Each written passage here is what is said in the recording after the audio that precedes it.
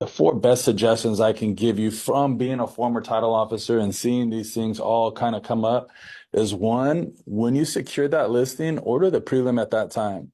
It gives us so much more time to review it. If there's any issues that pop up, we're not in a 30-day escrow where the clock's not ticking yet, right? Second, have me or whoever your title professional is review that prelim. I review all my prelims for all my clients.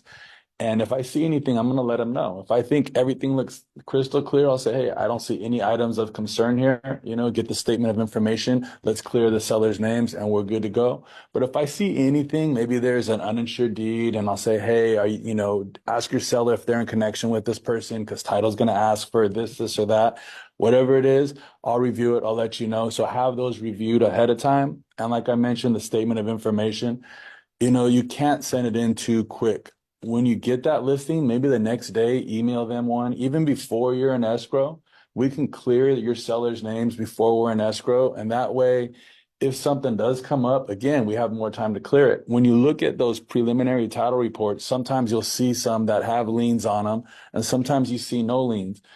Whether there's liens on there or not doesn't mean, like, for instance, if you see a prelim and there's a state tax lien, a federal tax lien, a judgment, and it has your person's name, it doesn't 100% mean it's them. It could be a common name. It could be Jose Garcia, John Smith, LA County. There's hundreds, thousands of them out there, and the name just matches. So the sooner we get that statement of information in, the sooner we can say, hey, these aren't our people. We'll get them eliminated off the prelim.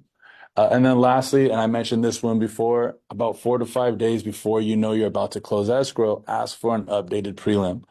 Most people don't take advantage of it, but it's so important because if we fund it and we're about to close, every single title company is going to what we call date down that file right at the time of closing. We're going to run it one last time to make sure that no new liens have hit.